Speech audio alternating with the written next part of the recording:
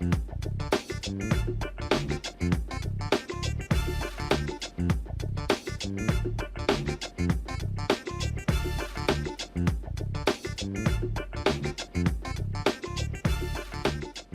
is Monday, September 18, 2023. Coming up on Roland Martin Unfiltered, streaming live on the Black Star Network. A black Alabama high school band director tased and arrested by cops in front of students after they told him to stop playing music after the game. He and his attorney will join us to tell us what happened. Orlando police were used against some black patrons at the downtown restaurant DoveCote because they were taking too long to finish their food and drinks. We'll talk to two of those who got kicked out. Dallas Cowboys owner Jerry Jones, who has never hired an interim black head coach or black head coach, says he wants to see NFL teams increase minority ownership. I wonder if he's saying this after Jim Trotter named Jones in his discrimination lawsuit against the NFL. Plus, conservative Lauren Boebert gets kicked out of a Colorado theater for inappropriate behavior. But she's always talking about family values. Really? Really? And Jan Winter, the founder of Rolling Stone, literally says he did not include any black artists in his new book because they are not articulate.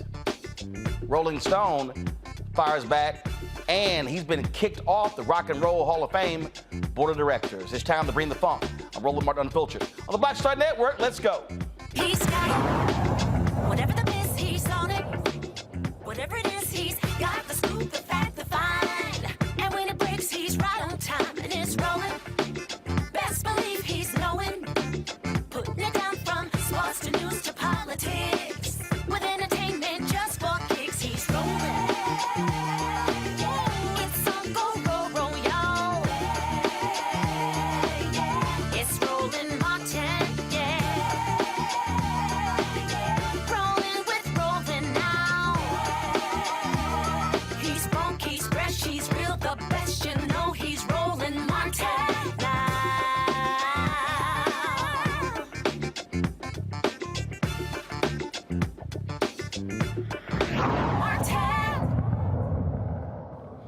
Folks, if you go to an HBCU game or even a black high school, there's a thing called the fifth quarter, and that's typically when the bands of both schools are playing music, sort of competing against one another. Well, in Alabama, that's what they were doing. And then police said they were trying to clear the stadium. They ordered both of the bands to stop playing music. One of them did, but then one of them did not. This took place on Thursday, where a high school band director was allegedly tased.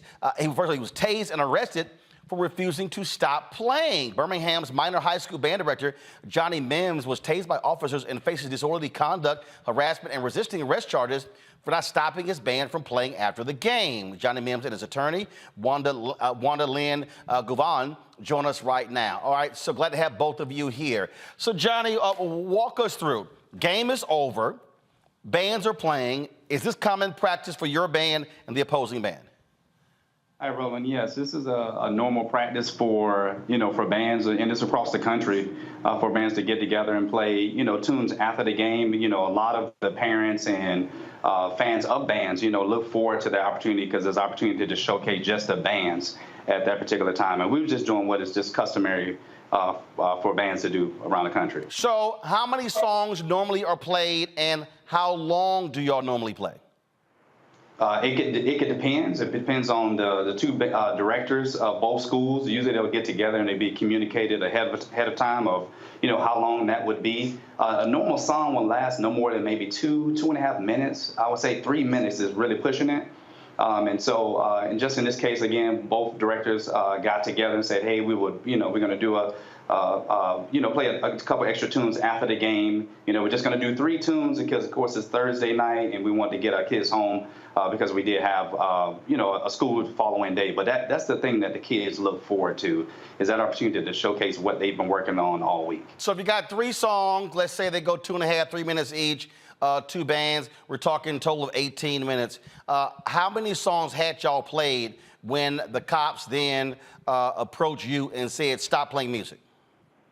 We both the other school and our school had at least, both schools had already played at least 2 tunes. So y'all just had 1 song left? We only had 1 song left. Okay, so the police say they were trying to clear the stadium. Was that happening? And again, is this common practice? Did anybody communicate with them? Or I mean, so how did this thing escalate to you being tased? Again, those particular things I can't speculate on. I know typically the football teams, usually the fifth quarters that happen when both football teams are usually on the field. We have those opportunities for those teams to get together. They will usually pray, or they'll kind of go over some of the logistics or celebrate. And usually that's when the fifth quarter is happening. So you still have bodies in the stadium. You still had audience on both sides of the stadium that was listening to both bands. And so I'm not sure where, what the concern was about clearing out the stadium. But again, we were just doing what we customary do. We traveled from our school over to that school to perform, and both bands have been looking forward to the opportunity to play against each other. And again, just provide good music. I mean, we work very, very hard, and so that's an opportunity for us to do those things. All right, so again, this thing it escalates and it escalates, and then you get tased. Now, the other band, I saw a story where they said the other band stopped playing. Was that actually the case? Now, I can't of course, speculate it because the other band was on the other side of the field. Of course, my back was to that band. So once we heard the music, stop, at that point, we thinking that they're done with their song, and then we're proceeding to play our final song. And so I can't speculate what happened on the side because, of course, they were all the way on the other side of the field, and my back was turned to the other school. So what is interesting here, again, just how this thing just sort of escalated. And so I'm still trying to understand. So walk me through. You're directing the band. How many cops approach you? What are they saying to you? Do they physically grab you off the bandstand? I mean, what happens? We've seen that we showed a video a little bit earlier, was played again, where it was not really clear what happened here. So what happened? So again, both bands were trading tunes. Once we get a second song, the other band started playing, and then that's when we had a officer come up and say, "Hey, you guys need to leave." And again, that was communicated to my assistant director. By this time, I was up on the podium, which you can see in the video. When you see it, you'll see the podium right there in front, which is separated from where the students are, so that I can get up and see all of our students. And so, we were proceeding to go on and play our third song, as agreed upon by both of the directors from both schools, as we customarily do. So, we were told that we need to leave, and as we communicated, say, hey, this is our final song. We'll be leaving after that point, and that and if anything, that further allowed them to be able to clear out the stadium more as we get ready to come out of the stadium. And again, I was on the podium conducting their group before we can even get to the end of the song, which the officer at that time was pretty much yelling over the stand. As we get ready trying to cut off that last song, they cut the lights off us, and so as I was telling I'm a dark-skinned guy, and so if you cut the lights off, it's going to be very difficult for me to cue the students on how to cut off, for the song, because again, they can't see me. And by this time, officer was already coming up the podium to pull me down off the podium. And again, I was pretty much confused at this time, like, hey, what did I do? Like, what am I, what's the problem? What is going on? And remember, all this is happening in front of 145 students and parents and countless other fans, again, who customarily see this happening.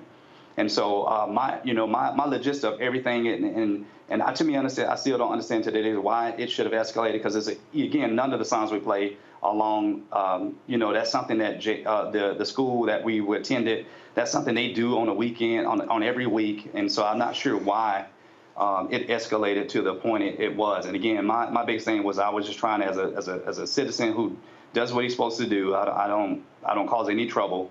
Was trying to figure out why I was being harassed and pulled off the podium, which could have been a deadly thing, because I could have fell off the podium because it's a couple steps up. So that's was my biggest thing behind it. And I guess I don't know if I'm not know what their intentions was about, but I think it's definitely something that should have never happened.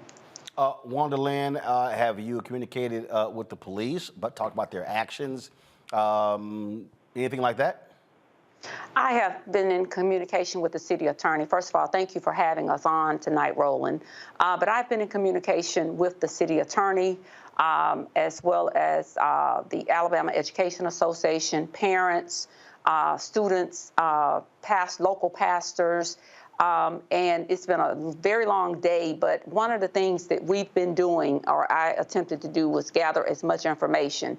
I have asked that these officers and the sergeant, however, be placed on administrative leave, because regardless of what may have happened to begin this initiated this process, my client did absolutely nothing that would have warranted him being tased, treated like a dog in front of his students. One of the captions today, Roland, just from AL.com, one of the local newspapers here, simply read, "in front of the students." In front of the students. I think it's deplorable, especially with us coming off the heels of the Tyree Nichols situation, to see how he was tased by officers just right up the street in Memphis, Tennessee. But I think this is a situation in which the officers, first of all, should never have approached my client. They should never engage in home rule with regards to the field of play or with the bands. That's number one. It was out of their authority to do so, to cut the lights off at the stadium while fans were present, while family members or families, as well as the students was there. And I just couldn't even imagine being in that situation on last Thursday. I feel that my client's rights have been violated, and we're going to pursue further actions against the city of Birmingham. But I do believe that these officers should be placed on administrative leave effective immediately. But is there a standard procedure, for this? So, for instance, you have athletic leagues that regulate games along those lines. I mean, how do you make sure that this doesn't happen again? That way you leave it up to an officer. So I understand band directors making a decision, communicating beforehand. But to me, if this is common practice, it should be established that just like the game is 4 quarters, if you're going to have this, it should be established that after the game, the bands are going to engage in 3 songs each. It won't last total more than 20 minutes. That way you don't have these subjective decisions by these cops. Are you going to propose that be clearly stipulated by the school district? Absolutely. Absolutely, because the band directors had already communicated in this instance, number one. They had already made the decision to have the 5th quarter.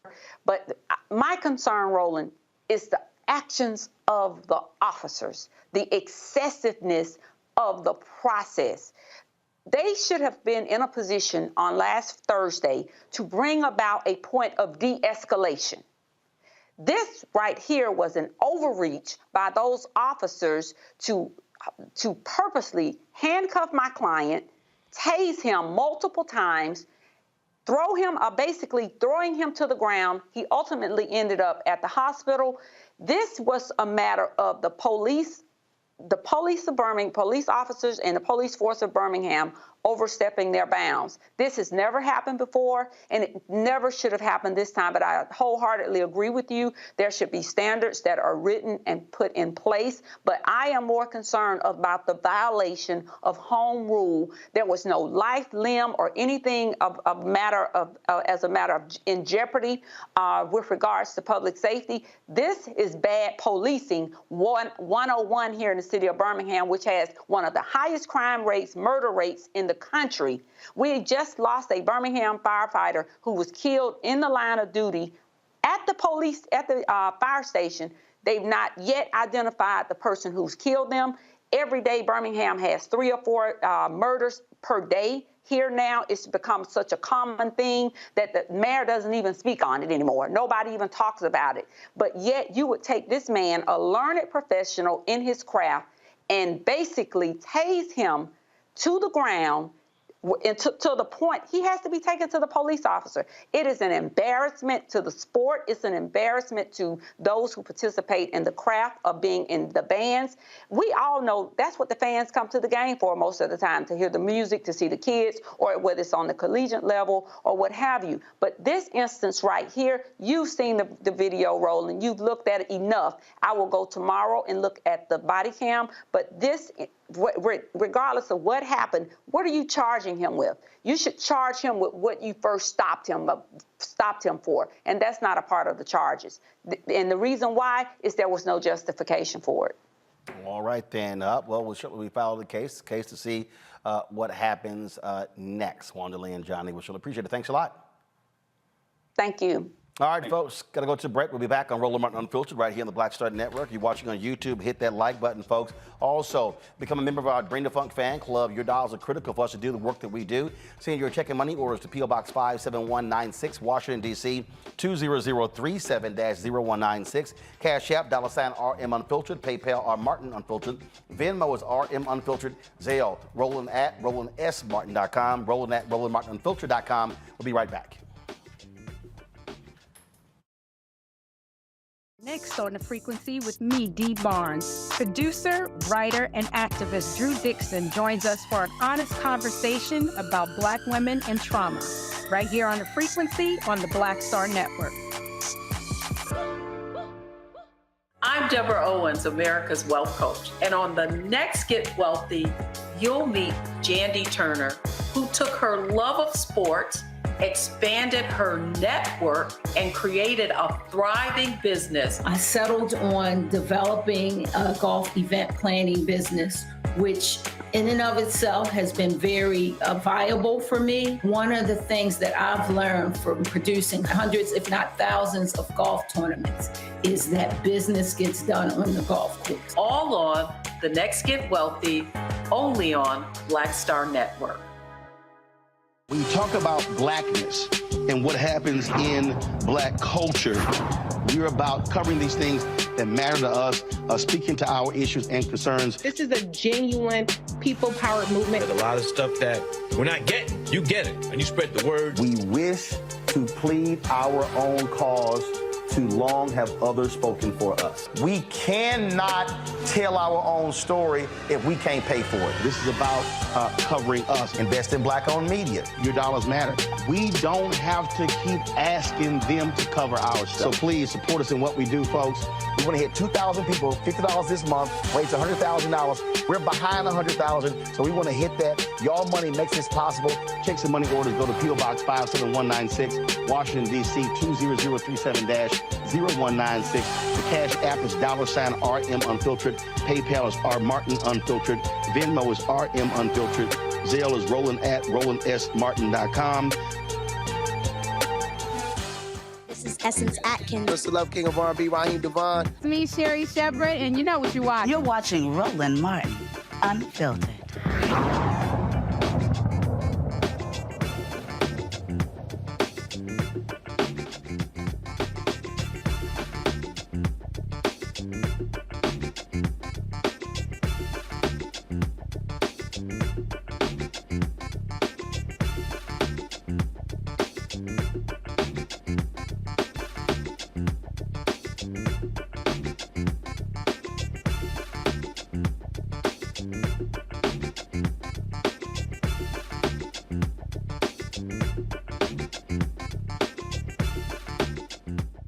All right, folks, time for our panel. Dr. Julianne Malveaux, economist, author, President Emerita Bennett College out of D.C., Amakongo Dabinga, senior professorial lecturer, School of International Service, American University, also out of D.C., out of Georgia, out of Atlanta.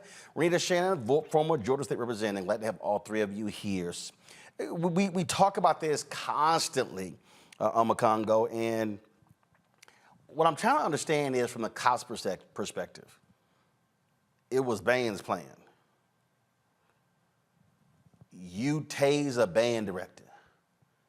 I'm just trying to understand, is it that serious to literally physically take down a band director and tase them because they were playing music?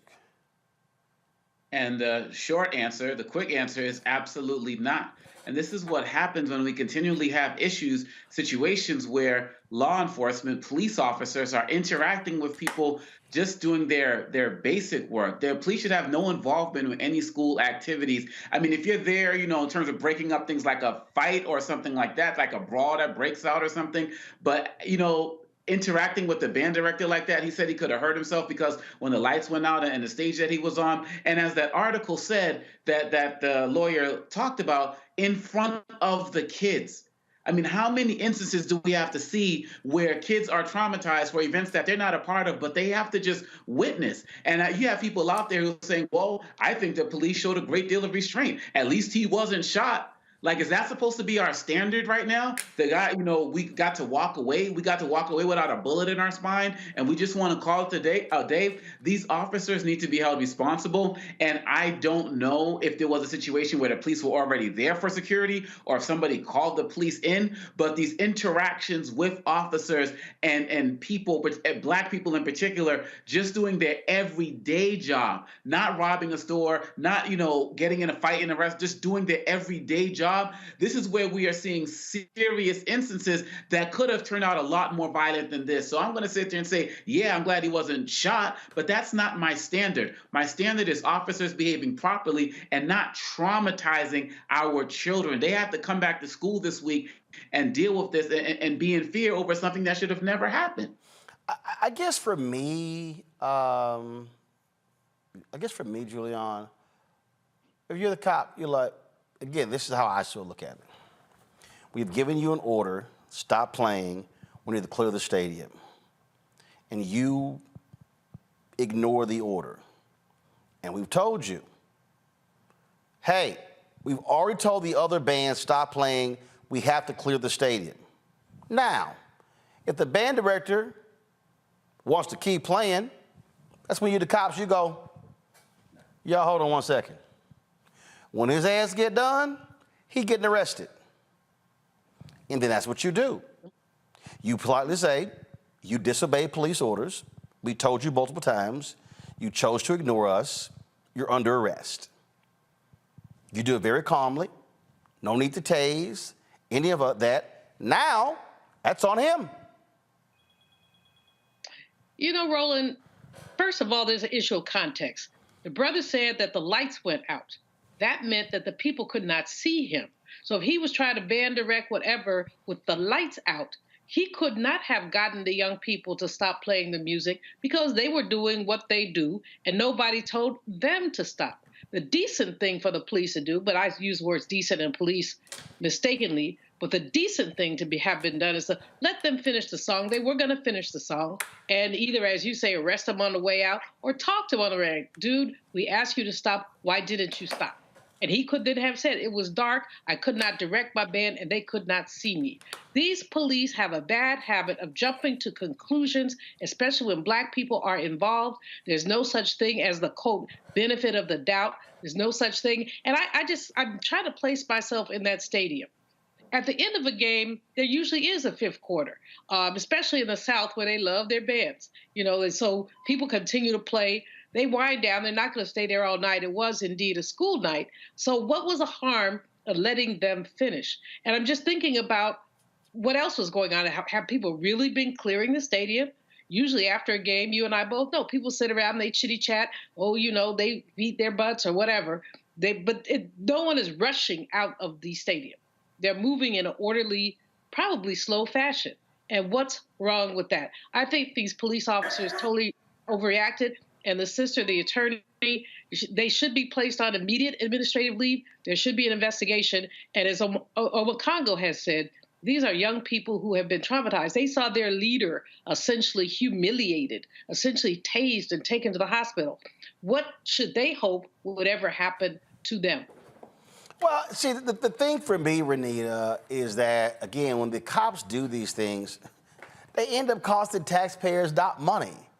And again, if they really felt that he was in the wrong, this is all you got to do. Y'all, just wait. When he get done, we're going to arrest him. This is the thing that I'm constantly saying. Too many cops Because they got a badge, because they got a gun, they escalate. The de-escalation would have been, okay, you want to keep disobeying us. Not a problem. Go ahead and finish y'all little song. I'm going to deal with you in 3 minutes. Now, he could still be upset that he got arrested, but what you haven't done is you haven't tased him, you haven't acted a damn fool, and you did it very calmly, and then you go to court, and it's very simple. Your Honor, DA, whatever, we expressly told him multiple times. Got body camera footage, but that's the thing. Most of these cops, they don't remain calm. They show their asses. Well, and I disagree. De-escalation looks like just letting the man play the song. He should not have been arrested for anything that we... No, that's my point. That is de-escalation. But what I'm saying, though, is...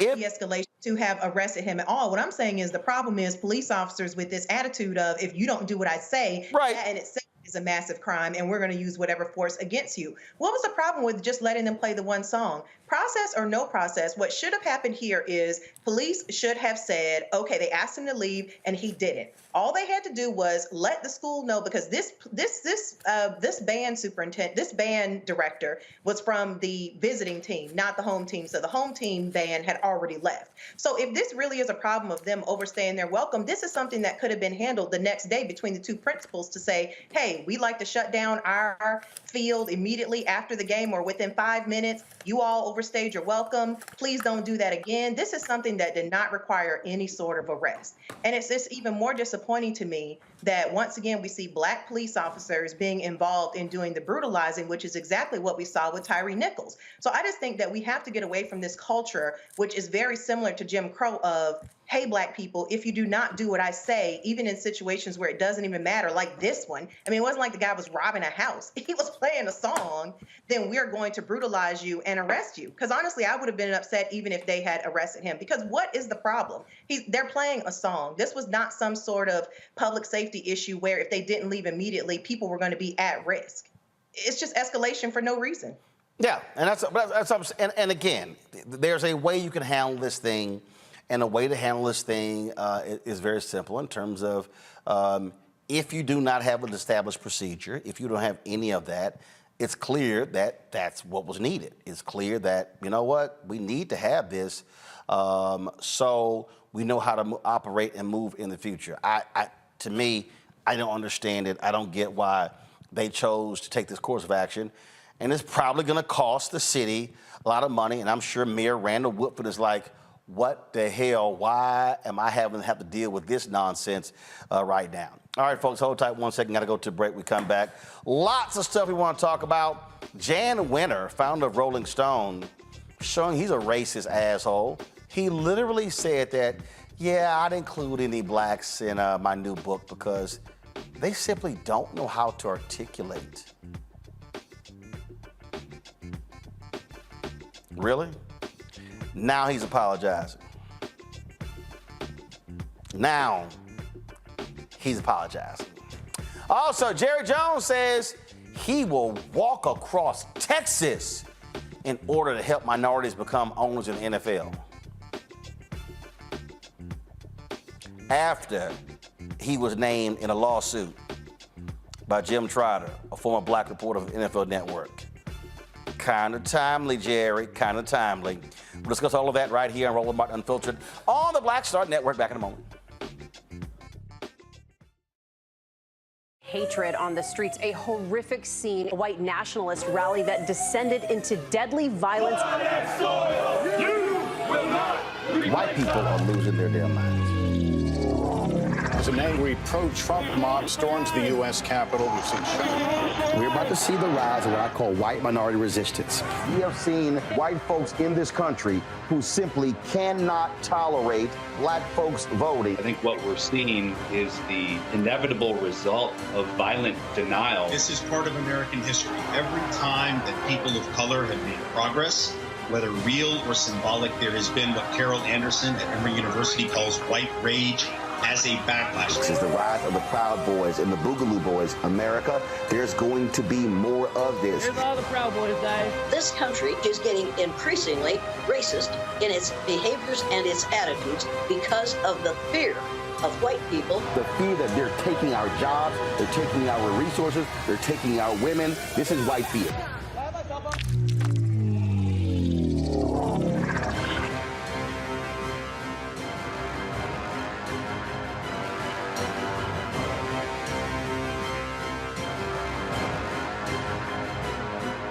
On a next, A Balanced Life with me, Dr. Jackie, we're going to be talking about common sense. We think that people have it, know how to use it, but it is something that people often have to learn. The truth is, most of us are not born with it, and we need to teach common sense, embrace it, and give it to those who need it most, our kids.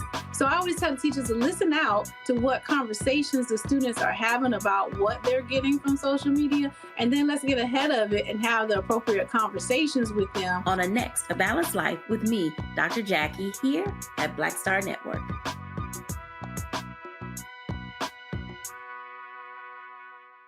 Hey, what's up, y'all? I'm Devon Frank. I'm Dr. Robin B., pharmacist and fitness coach, and you're watching Roland Martin Unfiltered.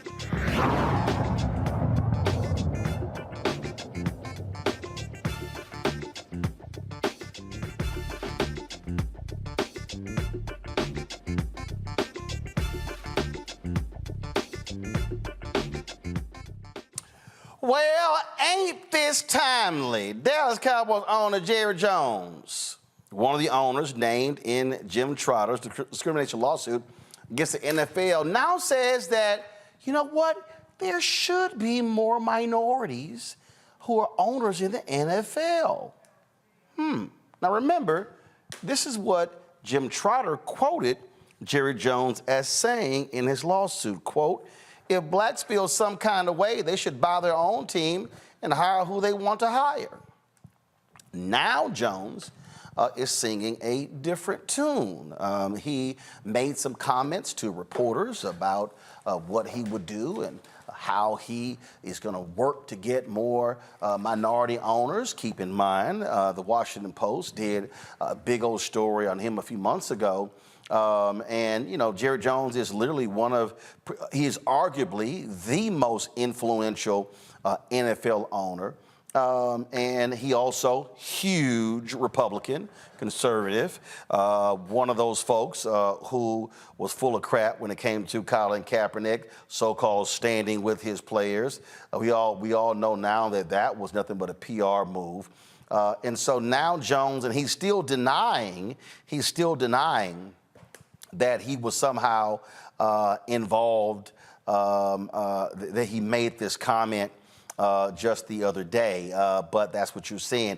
Now, here's the thing that's also interesting. Jerry Jones, when he was asked about this, he talked about how, oh my goodness, it was just so difficult for him, just so difficult for him to buy the team, and you know he really couldn't afford it.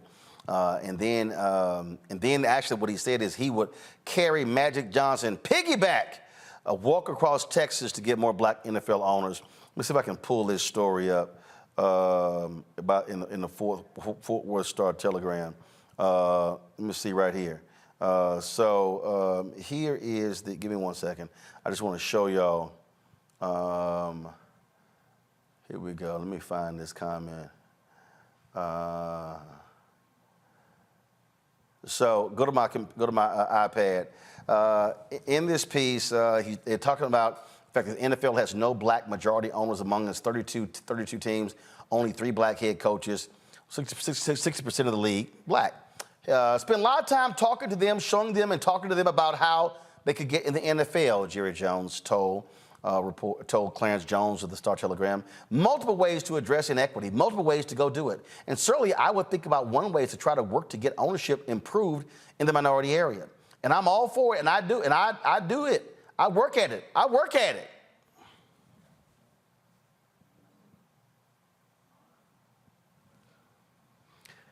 First of all, this quote don't make no sense whatsoever.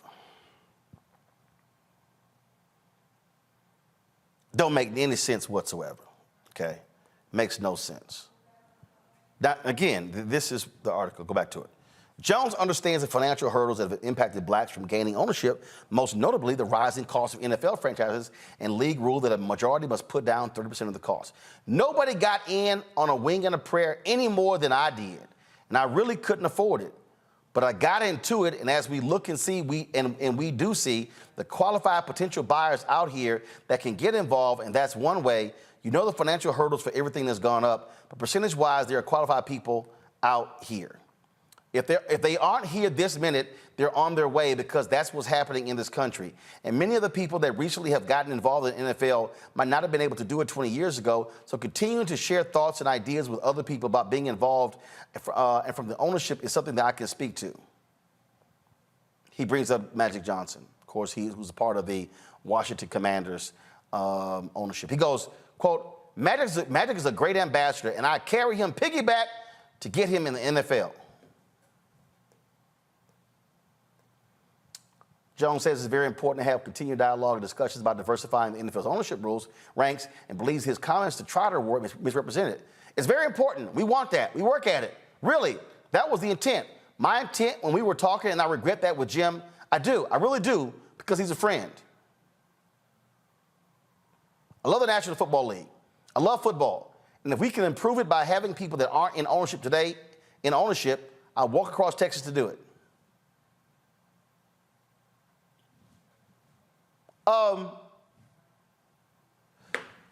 Julian, anybody reading those comments, listening to those comments, would likely say, that's some bullshit. I'm working at it. No, I really do. It's important. Boy, bye. The man sounds unhinged. Boy, bye. He sounds totally unhinged. No, he sounds defensive. But also unhinged because the stuff that what he's saying does not make any sense. Yes, he sounds extremely defensive, but I mean, also disconnected. And the visual of him carrying Magic piggyback anywhere, just has to make you totally crack up. The fact is that this man was a racist, is a racist, is going to be a racist. He's saying the right things because he's in a lawsuit, and he has to say the right things. We know what the structure of the NFL is. We know how challenging it's been, first of all, just to get head coaches, not to mention ownership. And so give me a break. If they want to do something from an economic perspective to make sure that there is African-American ownership, there are a number of things they could do. Qualified African Americans could get loans from the NFL at a subsidized interest rate to buy in. Of course, there'd be a vetting process. That's one thing they can do. We've seen things like that done in the past. Or they could relax their rules so that there could be a larger consortium of African Americans, because now these teams are going for $5-6 billion. You know, when he says it's going to happen soon, he's waiting for the black billionaire, and the black billionaire may not want to be the one to spend his money on an NFL franchise. I mean, some of y'all go crazy over the NFL. I don't give a whatever. But what I do care about is the equity piece of this, and the fact that this aspect of food, I mean, he just seems unhinged. Well, I want us, Omakongo, to understand a few things. And what I want us to understand here is that, and people don't, I think, fully get it. Roger Goodell is the commissioner of the NFL. Roger Goodell is an employee. He can make $50 million. He is an employee. The people that run the NFL are the 32 owners. Yep. And what Jerry is trying to do here, and this is key, Jim's lawsuit talks about not just ownership.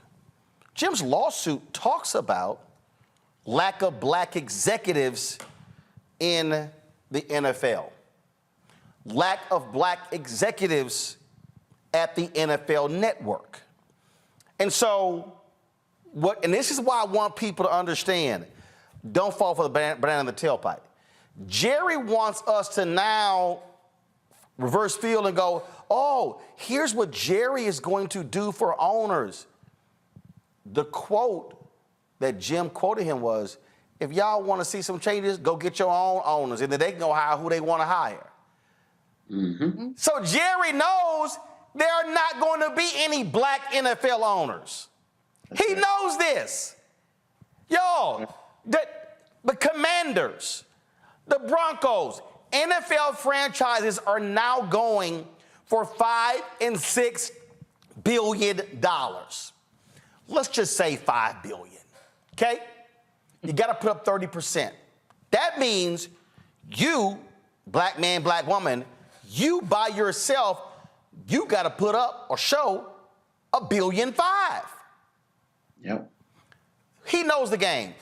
Nah, Jerry, you don't want to deal with what Jim talked about is y'all are unwilling to hire black people as team presidents, as general managers, as heads of player personnel, as head coaches, and in the front office of the NFL. And that's primarily led by Jones. I mean, this man is so slick. I mean, when you're talking about Kaepernick and the whole thing with the knee, he was slick to make sure that he took a knee with the team before the anthem was played, but then at the same time said, no one will put a knee down and still stay on my team. He's very good at performative statements and comments. As one of the most powerful, if not the most powerful owner in the NFL, he clearly had the ability and the wherewithal to put an infrastructure in place to start to lead towards any type of black ownership. The only non-white ownership is with the Panthers, with the Khan, couple. When we see that, and so with Jerry Jones, and also that lawsuit also has stories of so many other racist statements that he said, and the Buffalo Bills owner, allegedly saying, go back to Africa if you don't want to play. And so this stuff is about to really hit the fan. And I think Jerry Jones knows that some of these things that have been said about him and alleged in this lawsuit, I think some of them are going to come out and be proven to be true. And so he's trying to get ahead of it by saying that he's always been about this. But like you said when you started the show tonight, never had a black coach and never had, the leadership at different levels. So he has never been about it, but he understands in our society now, especially after they found him in that rally, back in the days in the civil rights movement, he was on the wrong side of that rally. He's been very good at putting out little snippets that he knows the media is going to run with, because most of these networks are not doing in-depth conversations and in-depth fact-checking on calling out his entire history. He could have been put a system in place for black ownership, but he knows that this will rule the day for a few days, a few hours. We're not going to let it go, but he knows that the main folks, ESPN and all of these guys, they're going to let it go. But I'm glad this lawsuit is out, because a lot of these people are finally being called out for so many of their racist tendencies for decades, probably led by Jones. Renita, we ain't falling for that banana in the tailpipe. Bottom line is, Jerry, you ain't escaping this. First of all, Khan's the owner of the Jaguars, not the Panthers. But two, the reason he can't escape this, they can't force Jim Trotter to go to arbitration or mediation. They want this to go to court. They can do it with coaches and players. They can't do it with Jim Trotter being a reporter for the NFL Network. Well, and so I don't support the NFL because there's just too many problematic things about the NFL that I just can't bring myself to support the NFL. But y'all correct me if I'm wrong on this. I seem to remember about a decade ago where the cost of purchasing or buying into an NFL or owning an NFL team was not what it was today. And so there were actually black people who had the money and could qualify to purchase these teams, and they were just not being let in for some reason that, was not being actually told to them as to why they were not being allowed to purchase. Did that happen or no? Because that's what I thought I remember. No, that wasn't the case. No, because even then, could nobody black afford to get an NFL franchise? Okay, because his comment really just sounds kind of condescending, where he's saying, well, some parts of it, he's saying, well, there's black people who are working up to this amount who might be able to afford it. And then, of course, the carrying Magic Johnson on his back, piggyback. I mean, I would like to see if there's going to be a response from Magic Johnson to him saying this, because all of it, the entire comment was condescending. Nope. And we know what his original comments were. And I think that his original comments are how he really feels. And he's just trying to walk it back. Nope. You're not going to see a Magic comment, especially now that he is, even as a minority owner, in the NFL club. Trust me, you're not going to hear anything being said. All right, y'all, hold on tight 1 second. We come back. What's it like being black at a restaurant? You chilling, you eating, you drinking. Then the restaurant like, hey, y'all got to hurry the hell up. And they call the cops. It actually happened. We'll talk to two of those black folks Next, right here on Roland Martin Unfiltered on the Black Star Network. All change is not growth. Right. But thoughtful change is real good fertilizer. And that's what has been so beneficial to us. But you also were not afraid of the pivot. Well, and I'm a black woman in business. Come on, I don't care how I dress up. I don't care who I'm speaking with. I don't care what part of the world I am in. I still am a black woman in business. Being afraid of the pivot, being fearful of change is not what got me here. Respectful of change, respectful of pivot, yeah. Fearful, no, no.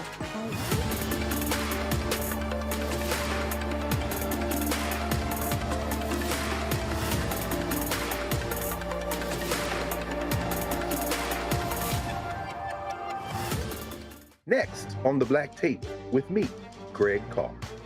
What do Deion Sanders, a lawnmower, and the phenomenon of invisible labor all have in common? They're all now part of, shall we say, a colorful lore at our historically black colleges and universities. Our Master Educator Roundtable convenes to explain it all as we explore the good, the bad, and the downright ugly of one of Black America's national treasures. That's next on the Black Table, right here on the Black Star Network. I'm Faraji Muhammad, live from LA.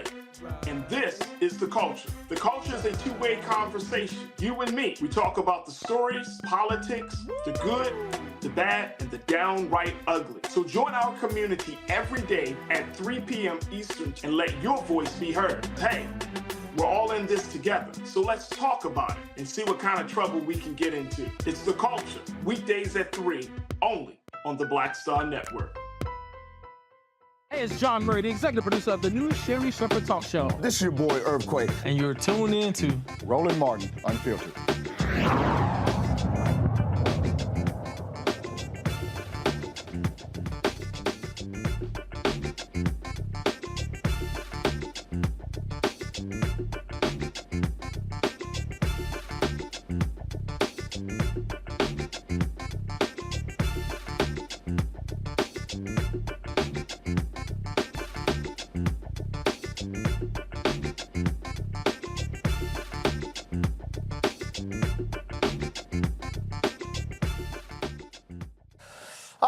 Saturday night, you and some friends are meeting up for dinner and checking out some jazz entertainment. You're enjoying the evening. You're still ordering drinks. All of a sudden, they say, yo, y'all have to go. Y'all taking way too long. That actually happened to a group of black folks eating at a restaurant called DoveCote in downtown Orlando. The manager, Kyle Tased, called the cops on a party of 5 to have them removed. Another patron left a review on Google and said they were told the cops were called because the black folks refused to pay their $600 bill, which actually had been paid. Yeah, straight up. Now, pull a video up, y'all. I need to hear the audio. I'm just letting you know. I mean, it is what it is. We can't really do what they want to because it's private property, but... Guys, I don't understand. Completely understand, but to let you know that we haven't done anything other than sit here, enjoy our meal, pay whatever is due, and just have a good evening. I got you. I don't blame you. He stopped our drinks from coming over. Oh, did he? Yeah, I'm watching it. Okay. They said that they canceled the drinks, so you don't have to pay for any of that, but they canceled the order, so there's nothing more like the thing that y'all are owed that's outstanding. So they said they canceled. Okay. I mean, if anything, what I would do, if I were you guys, I would bring it higher to him. Just call on Monday, or when it's tomorrow, it's probably Sunday, he might not have a manager. Call on Monday and go higher than him. That's what I would do, because they want you trespass right now, and it's better to honestly leave before it's on paper, then you can't ever come back. Don't know if you ever would. We'll never come back. Yeah. But you get what I'm saying. But I would call and ask for like a manager. And I get it. Go ahead and trespass. Well, trespass me because I don't want to come back, but I want to have that documentation of what they've done. I'll see if they want to come back. Everybody else just ignored the bill? Yeah. Does that make any sense? But either way, we can I'm going to go ahead and trespass me because I want to have it on documentation because I will take this a little bit further than what we're dealing with right here. Well, even I mean, everybody else don't have to. But even if we don't get that on paper, I'll give you the case number. And if you guys want to get this pulled, it's public record. That instead of getting it on paper and all that, because then that goes into like city records and stuff. Going higher is his daddy. You what? Going higher is his daddy. I'll take it. I mean, I have to deal with everybody. No. My thing is that I'm in good with the mayor's office. Everything else, there's a lot of volunteer stuff that I do. He doesn't understand the position that I have and what he's done. I would definitely bring this up very quickly. That's your best. So whatever footage you have, Bring the course of action out. Right. That's your best way to go about it. And I always tell people he didn't even try to come talk to us. He said, if you don't leave him, call the cops. And again, that is weaponized. Again, come on, in this day and age, it truly is weaponized. The cops. Honestly, that's really good. Have you been recording like since you? All right, folks, joining us right now is Leon Gant and Stephanie Tolbert. Both of them were two of those folks kicked out. Glad to have both of you on the show. First off, Leon and Stephanie, so how many of y'all were actually at the restaurant? There were 5 of us, Roland. Leon and his wife, Heather, and Kevin Ballinger and his wife, Kendra, and then myself. And I made this reservation about a month ago on Open Table, and I did it because this group, Take 5, was going to be there, and that's how I found the venue. And nowhere on the Open Table site, nowhere on the restaurant site was there any notification or documentation of a time limit on how long we could dine. And so we were never told that when the hostess took us to our table, when the waiter took our order, we were never given any kind of timeline. So this was just a surprise. So they claim there was a time limit. Roland, we were never given any type of timeline. No, I'm saying this, I'm just trying to understand. Are they claiming that there's a time limit for each table? Yes. Okay. Yes. So have you seen that was it on the door? Was it on a stand at check-in? Was it on the menu? So was it posted anywhere that there was a so-called time limit? No, sir. No time limit. Not posted, not told to us. Gotcha. How long were y'all there? For the time where they first started to come and try to usher us out, maybe an hour, maybe an hour and a half. Hour, 15 minutes, hour and a half. Okay. So this restaurant y'all were at, they had live entertainment? Yes, sir. So typically, I mean, I've been to a lot of places where they actually have live entertainment. And when they do, you're like there for a while.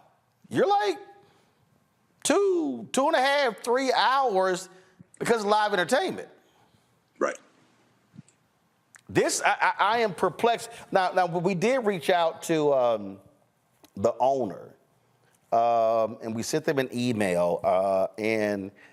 Carol, the owner is Rob. That's who this is? Okay, so he said, Ms. Gant, can you please provide me with the name and phone numbers of the guests who were part of this group from Saturday night? The 2 gentlemen in the video in particular, I would like to call them personally to understand what happened and have a cordial, polite conversation to discuss their concerns. Thank you for your consideration. So that's what he sent to us. Had y'all heard from him? Not at all. Not at all. What communication have y'all had with, has anyone contacted the owner? No. The only contact we had was with the owner's son, and he was the one who led the charge in getting us escorted out by the police.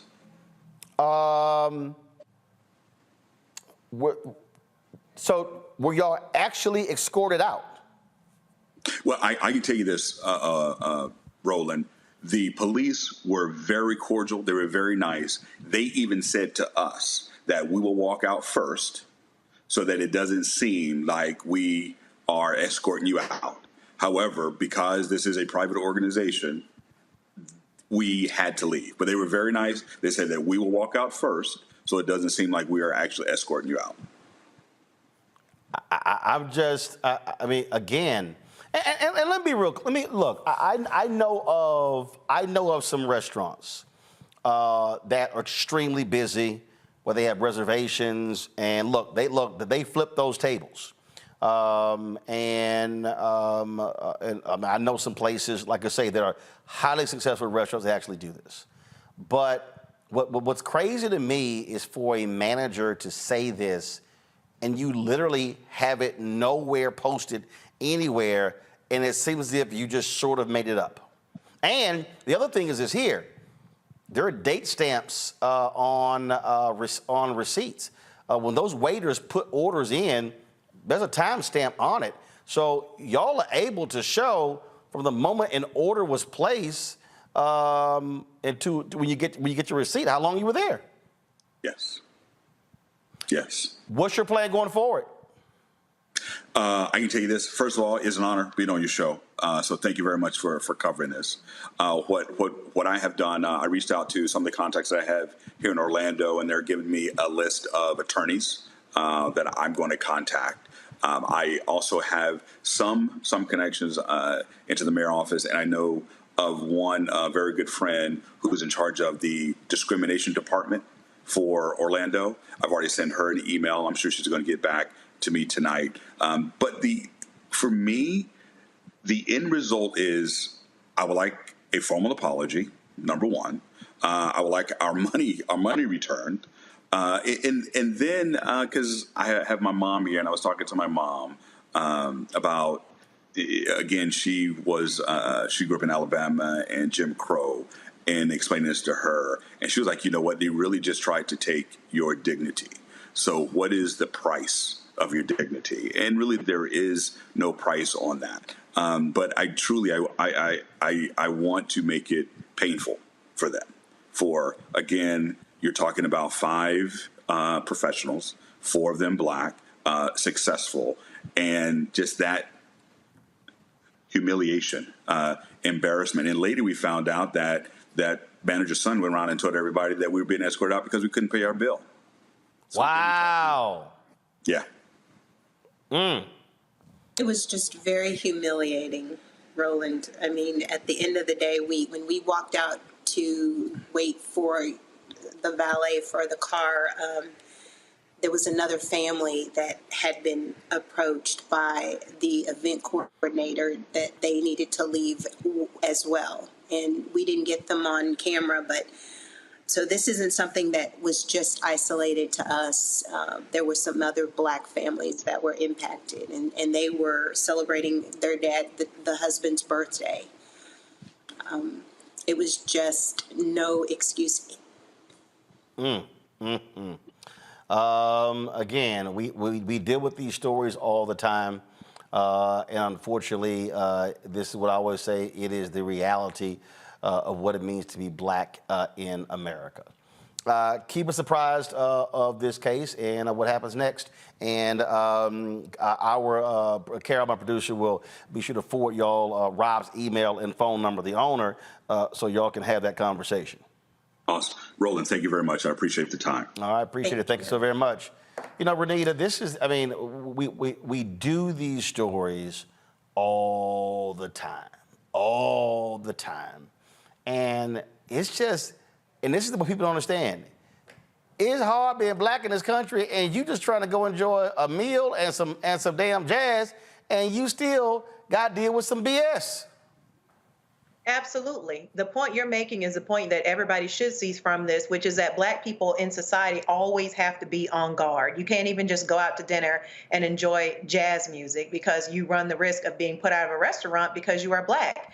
This also makes the point of why Black media is so important. I'm glad you're covering this story because I have not seen this covered by any other news outlet. And if it were not for this show, I think a lot of people would not be even aware that this had happened. And you heard the two, the folks who you were just interviewing, they said that another Black family was put out. So this is like a pattern. I think kudos to the police. They handled the situation exactly the way that they should have. They did not escalate. They understood that, you know, they should not have been called out for this. And they tried to keep things very fair, giving them the opportunity to make sure that they were not even embarrassed by this incident. And so I think that, you know, the point you made earlier about with there being live music, when you have live music, that encourages people to sort of hang around, and that turns your restaurant restaurant into a little bit of a hangout place. And so nothing about this story really makes any sense as to why they were asked to leave, because typically restaurants that have a time limit of how long you can stay, they tell you that up front when you make the reservation. They tell you that when you sit down.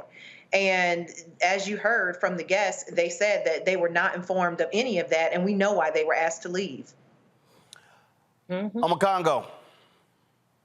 This is going to escalate for many reasons, but one of the things that I'm thinking, because it's Florida and what's going on in the country, like the brother said to the cops, in this day and age, this is what you're doing. This is, Ron DeSantis stand, right? And people are going to take advantage of this to add to their propaganda machine. They're going to say, oh, we're pro-police, we're pro, they're going to take this to a level that it doesn't need to go to because they have nothing else to stand on. And that's why it's really important that we are covering this, because they're going to need our support. That media machine, those politicians down there, I'm assuming that the owners of this restaurant are kind of well connected with these types of people to feel like they can get away with something like this. So yeah, I applaud the police, but I also applaud that group of 5 people in keeping their calm in situations like that, because like you said, being Black every day in America, we deal with so much, and sometimes we just had it, and we know what the consequences can be, but it's just too much. And so they kept their composure in that particular situation. I'm very happy that the right cops showed up.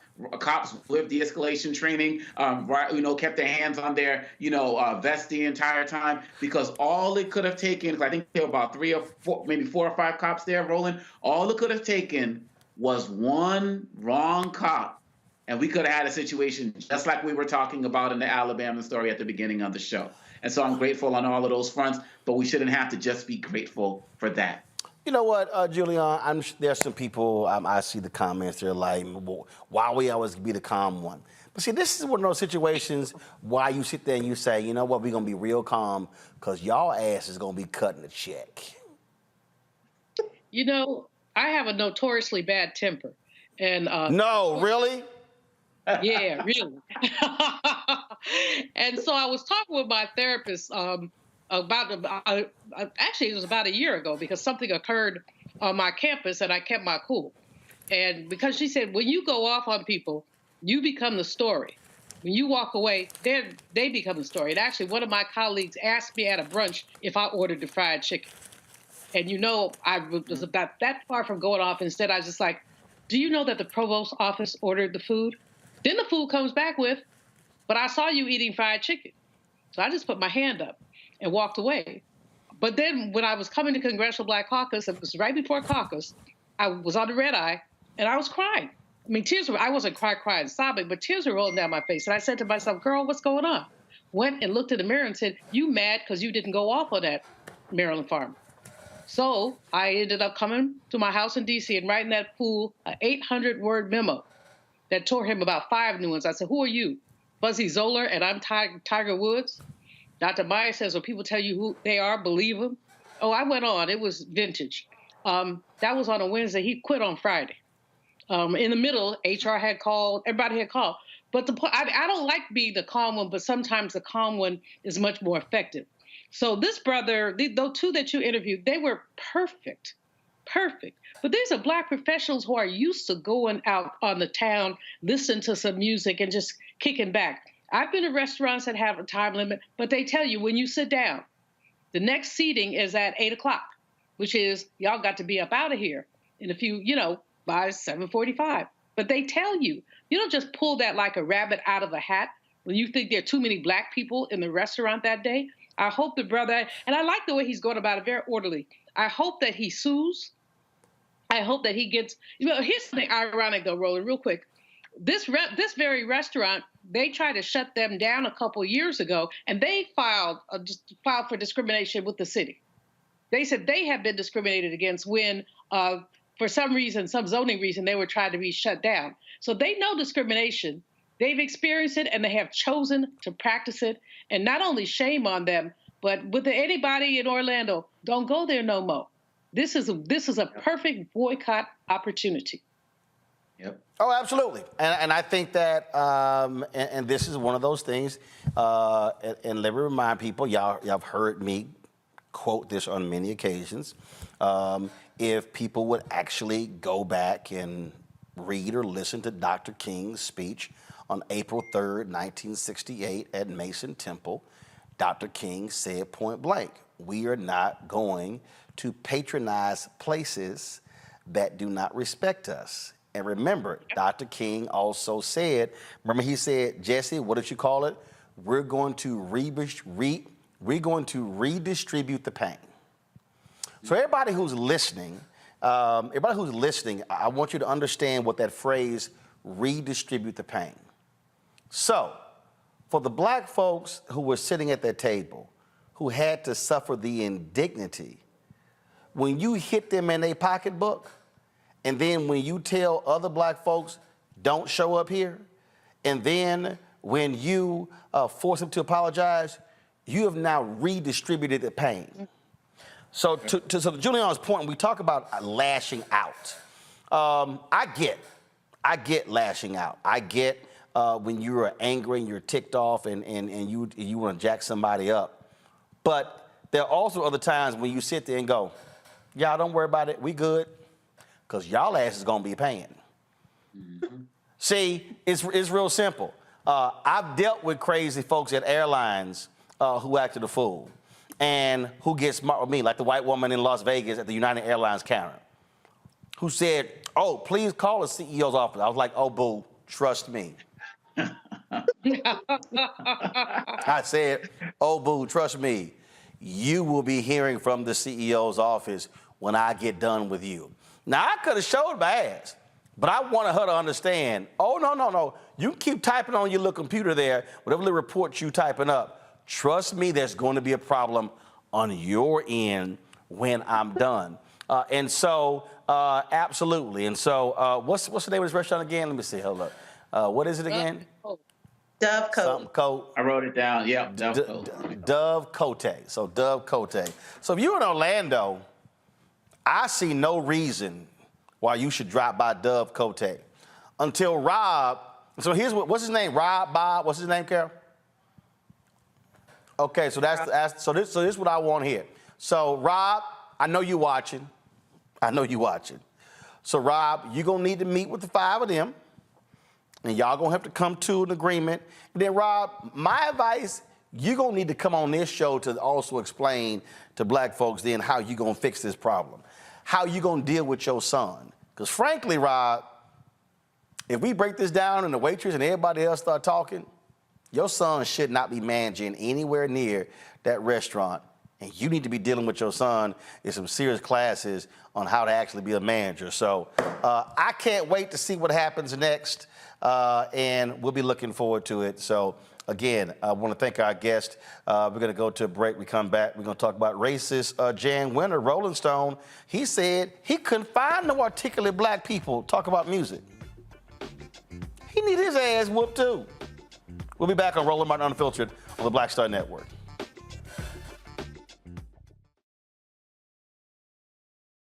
I'm Deborah Owens, America's Wealth Coach. And on the next Get Wealthy, you'll meet Jandy Turner, who took her love of sports, expanded her network, and created a thriving business. I settled on developing a golf event planning business, which in and of itself has been very viable for me. One of the things that I've learned from producing hundreds, if not thousands, of golf tournaments is that business gets done on the golf course. All on The Next Get Wealthy, only on Black Star Network. On a next, A Balanced Life with me, Dr. Jackie, we're going to be talking about common sense.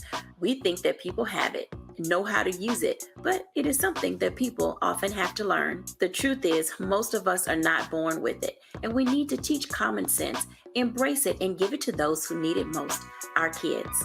So I always tell teachers to listen out to what conversations the students are having about what they're getting from social media, and then let's get ahead of it and have the appropriate conversations with them. On a next, A Balanced Life with me, Dr. Jackie, here at Black Star Network.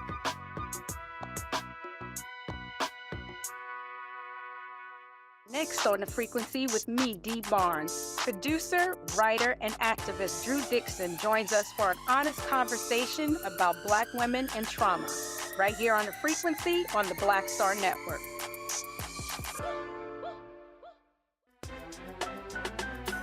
I'm Faraji Muhammad, live from LA. And this is The Culture. The Culture is a two-way conversation. You and me. We talk about the stories, politics, the good, the bad, and the downright ugly. So join our community every day at 3 p.m. Eastern and let your voice be heard. Hey, we're all in this together. So let's talk about it and see what kind of trouble we can get into. It's The Culture. Weekdays at 3, only on the Black Star Network. Carl Payne pretending to be Roland Martin. Holla! You ain't got to wear black and gold every damn place, okay? Ooh, I'm an alpha, yay. All right, you're 58 years old. It's over. And you are now watching Roland Martin Unfiltered. Uncut, unplugged, and undamn believable.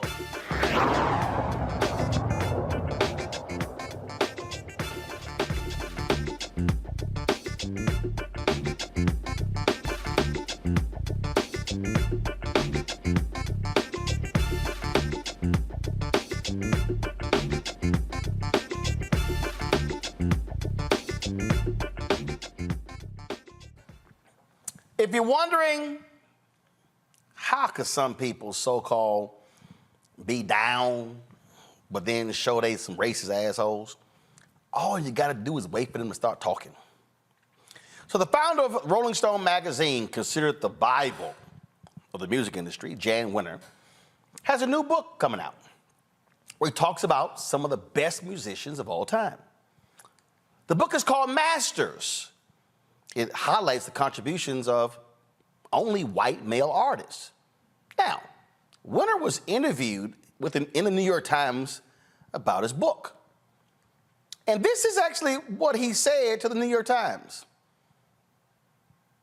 Black and female artists just don't articulate at the level of their white male peers. Now again, the 7 musicians, keep it right there: Bono, Bob Dylan, Jerry Garcia, Mick Jagger, John Lennon, Bruce Springsteen, Peter Townshend. Now, the reason that's interesting, that particular list right there, especially Peter Townshend, because my man got some history. My man got some history. He's with the Who, and he's made some interesting comments, in the past. Go back to that list again. Pull it up. I mean, first of all, he talked about articulate. I don't know about y'all. I don't understand shit that Bob Dylan says. Now I don't understand anything about Dylan. What about Dylan talking about? So. I don't know how I can call Bob Dylan articulate, because I'm just letting y'all, hey, maybe it's generational. People talk about the greatness of Bob Dylan. I ain't got a single y'all know how I feel about music. I ain't got a single Bob Dylan song on my phone, because I don't know what the hell he's saying. So I'm just trying to figure out how Bob Dylan is so damn articulate. That's just me. Well, y'all, things moved real fast against Jan Winter. First of all, again, this story blew up big time. Folk began to talk about it. Now y'all know Jan issued an apology. It came today. But he was removed from the Rock Hall of Fame leadership after those particular comments. You can go to my iPad right here. And so I'm talking about, y'all, he got removed with the quickness. This was Saturday. Jan Winter has been removed from the board of directors of the Rock and Roll Hall of Fame Foundation, the Hall said Saturday, a day after his comments were published in the New York Times. Yep. They were like, yeah, player, you got to go. They said, you got to go. In fact, I want to read the full quote, because we only had that quote. I want to read the full thing. So come on, go back to my iPad. So when he was asked why he didn't interview women or black musicians, he said, it's not that they are inarticulate, although go have a deep conversation with Grace Slick or Janis Joplin. Please be my guest. You know, Joni Mitchell was not a philosopher of rock and roll. She didn't, she didn't, in my mind, meet that test. Okay, first of all, you can't go interview Janis Joplin because she did. So we can't go talk to Janis Joplin because she gone, she dead. So I don't know how we gonna go talk to Janis Joplin. Okay, go back. He goes, of black artists, you know, Stevie Wonder, genius, right? I suppose when you use a word as broad as masters, the fault is using that word. Maybe Marvin Gaye or Curtis Mayfield. I mean, they just don't articulate at that level.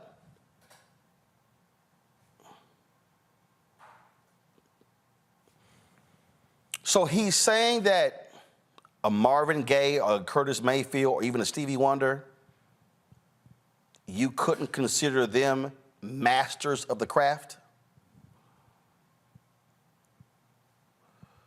Okay, back to my iPad.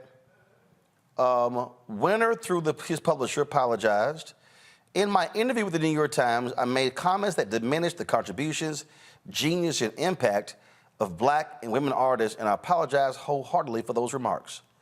I totally understand the inflammatory nature and badly chosen words and deeply apologize and accept the consequences. Oh yeah, your ass gonna accept the consequences. See, what folk need to understand, Jan Winter ran Rolling Stone with an iron fist. All of these artists, they all want to be featured in Rolling Stone. Remember when they put these lists out of the best singers or the top hip hop? Folks, then their arguments, how so-and-so on the list? So black folks are arguing over a list that white folks assembled. Really? So what Jan Winter is really showing you, this is what Jan Winter has been thinking all this time. All this time. And so you want to write a book called Masters. How in the heck? See, y'all, Rolling Stone named Aretha Franklin as the greatest voice America has ever produced. And you putting a book together called Masters and Aretha not in it? I mean, from her singing to her understanding of music, I mean, Aretha was a total package. But see, now I need people to understand when we talk about music and how other people are determining greatness. See, those of you who are watching, understand something here. Now you begin to understand why you didn't have an appreciation for Little Richard, for Chuck Berry, Bo Diddley. In fact, there was a video I saw. I need to find it. And it was a conversation with Chuck Berry, Little Richard, and Bo Diddley. And Elvis came up. And they were talking about, again, greatness and the music. And folk need to understand why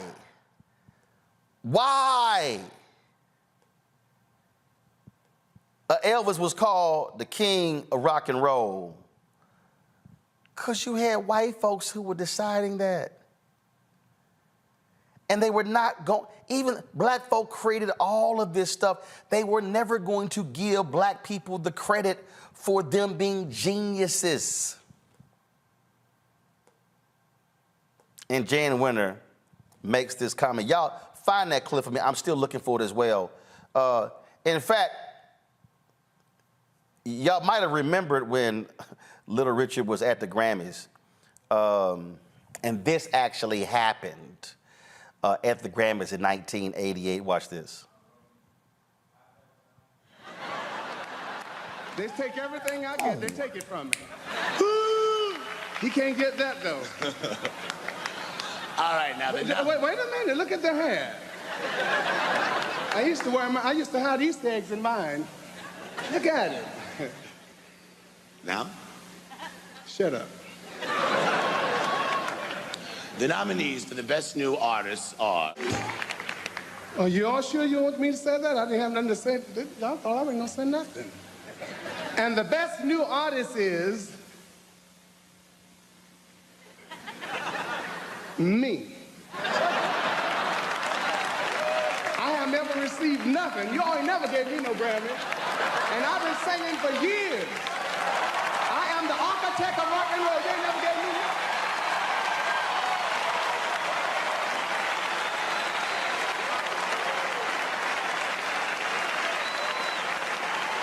And I am the originator. And I still say, woo!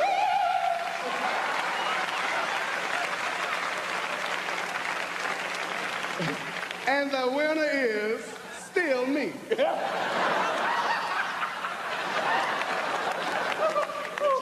Good morning.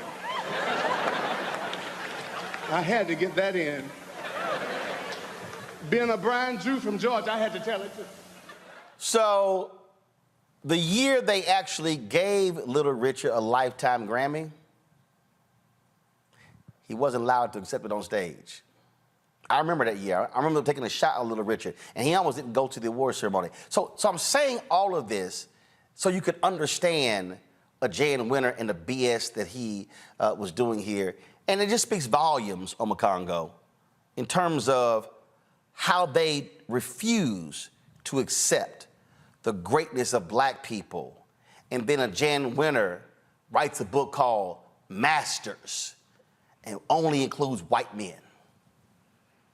And it's a real good reminder, this Winter story should be for all of us in terms of how they see us.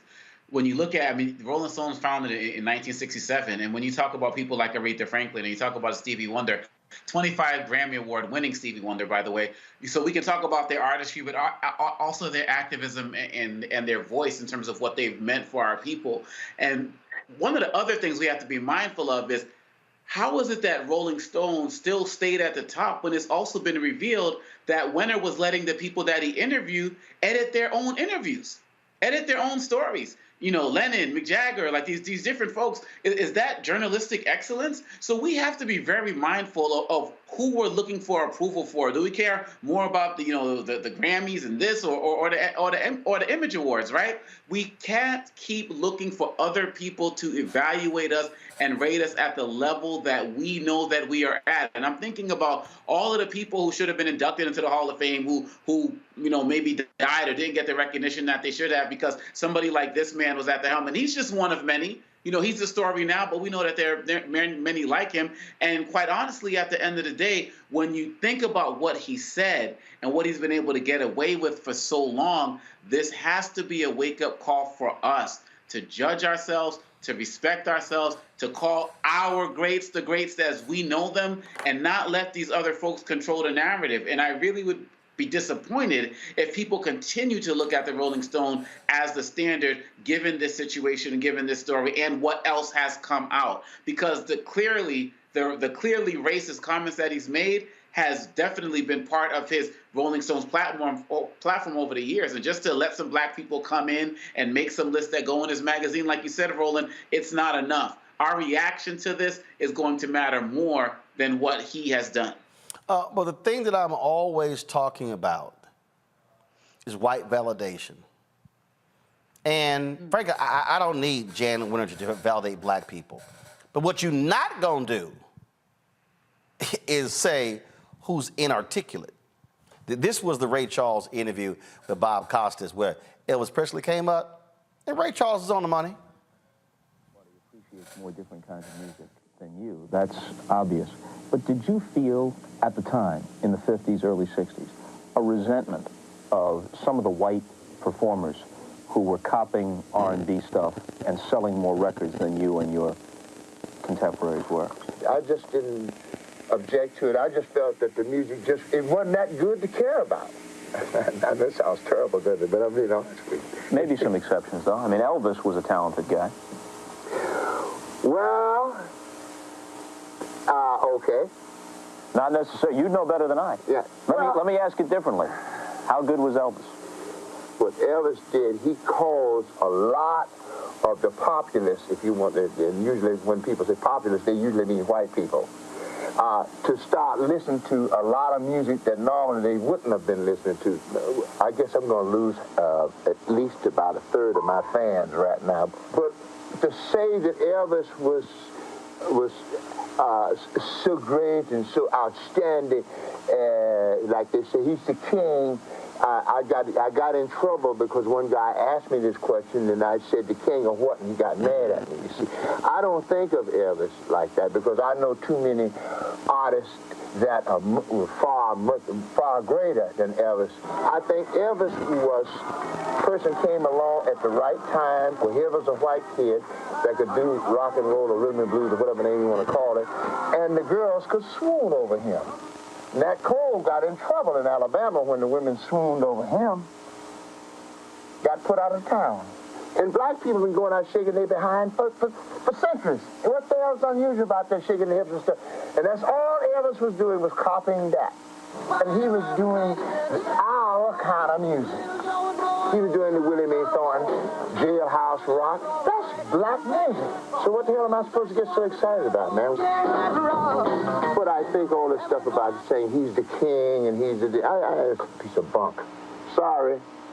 Next question. Don't ask me no more about Elvis because I've gotten enough trouble as it is. I think you covered it, though. I don't think a follow-up is necessary. Okay, all right. Yeah, no lies told there, Julian. Hey, that was a great, Ray Charles, very inarticulate, if you will, Jan Winter.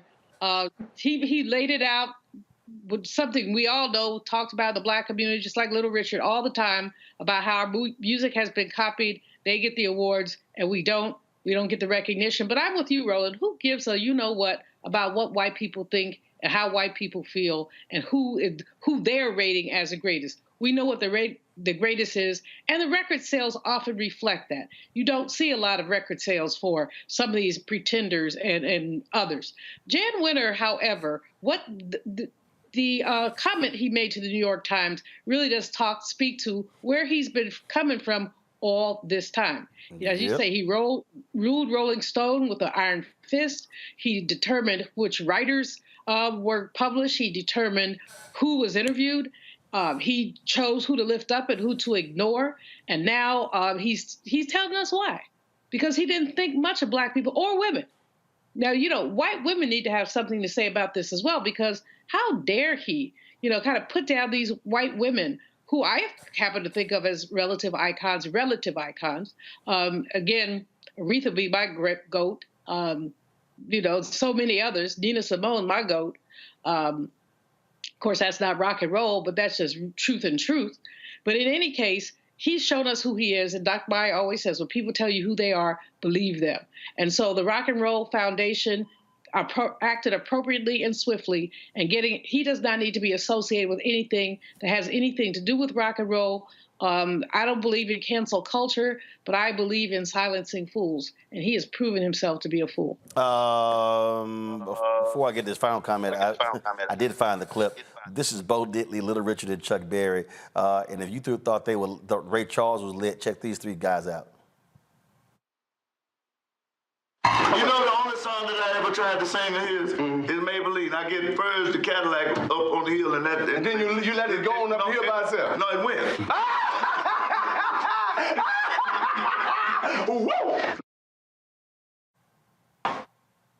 We came along, the whole thing changed.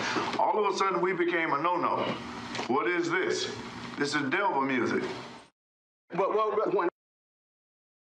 Well, I say this. It was still a little Jewish boy that got it over the country with Alan Freed, my favorite brother. Amen. He still got it over the country, and he did a good job. I love you, Alan. Oh, Alan! See, because it wasn't anything that we were doing so wrong. It was just that people were so slow to accept change. You was black. Tell him again. Will you tell him, man, again? You was black. black, and they didn't want that black image over their kids. You was a hero. Well, see, but and your kids was looking up to you, and they didn't want their kids looking up at their kids. They didn't want the white kids looking up at this big old greasy black guy out of Georgia, out of Mississippi, or out of Chicago. They want their kids to see a little smooth white boy looking pretty and on duty and looking Rudy, you know. And so here's a black guy out there singing and screaming and beaming and screaming. They said, no, no, no. The thing here, Renita, is very simple. Again, it is the denial of the greatness of African Americans. And then when you put it in a book form, then it becomes, it's Jan Winter, then it becomes the ultimate voice. Right. It's total erasure. And the comments that you brought up were exactly what I was thinking about, which is why it's so important for us to tell our history, because it is an indisputable fact that Black people created rock and roll. Now, we can argue about exactly who came first and who gets the credit of being the actual creator, but it is well done. Black people. Sister, but I'm saying three people specific, like no matter how you slice it, it's Black folks. Because Sister Rosetta Tharpe, who sang gospel music, was the first person to come along with an electric guitar and play those types of chords, which led to Little Richard being able to play those types of chords and putting it to secular music. And then along came Chuck Berry. So we can argue about which one of them are the creator, but any way you slice it, it's still Black folks. And so this stuff matters because even in the list of people that he is saying that he interviewed for his book that is about rock and roll, those people even give credit to Black artists for starting it. Mick Jagger talks about the influence that Little Richard had on his career. And so this stuff does matter. No, white validation does not matter, but it matters when it turns into money and resources. I was just telling a friend this weekend that it is a sad, sad fact that Elvis and Pat Boone actually made more money off of covering Tutti Frutti than Little Richard did. And that's insane because many people may not know the voice of Pat Boone, but people know what Elvis sounds like and they know what Little Richard sounds like. Now you just imagine the song Tutti Frutti as we all know it with Little Richard singing it, the creator of that, and you imagine Elvis singing that, and there's absolutely no comparison. But those two made more money than he did. And so this type of erasure is just completely wrong. And I just think that his comments were so disgusting looking at the history of where rock and roll came from. And you're absolutely right. All right, folks, that is it. I appreciate it, Julian, Amakongo, as well as Renita. Thank you so very much. Folks, do me a favor. Be sure if you're watching on YouTube, hit the like button, folks. Again, that impacts the algorithm, so we appreciate if y'all do that. Support us in what we do. Download the Black Star Network app, Apple phone, Android phone, Apple TV, Android TV, Roku, Amazon Fire TV, Xbox One, Samsung Smart TV. You can also, of course, send your check and money orders to support us. Send your check money order to P.O. Box 57196, Washington, D.C. 20037-0196. Cash App, $RM Unfiltered. PayPal, R Martin Unfiltered. Venmo is RM Unfiltered. Zelle, Roland at RolandSMartin.com. Roland at RolandMartinUnfiltered.com. And of course, be sure to get a copy of my book, White Fear, The Browning of Americans Making White Folks Lose Their Minds. Available at bookstores nationwide. Download the audio version on Audible. Folks, that's it. I'll see you tomorrow right here on Roland Martin Unfiltered on the Black Star Network. Have a great one. Holla! Folks, Black Star Network is here. Oh, no punches! I'm real revolutionary right now. Support this man, Black Media. He makes sure that our stories are told. Thank you for being the voice of Black America, Roland. Stay black. I love y'all. All momentum we have now, we have to keep this going. The video looks phenomenal. See, there's a difference between Black Star Network and Black-owned media and something like CNN. You can't be Black-owned media and be scared. It's time to be smart. Bring your eyeballs home. You dig? Pull up a chair. Take your seat.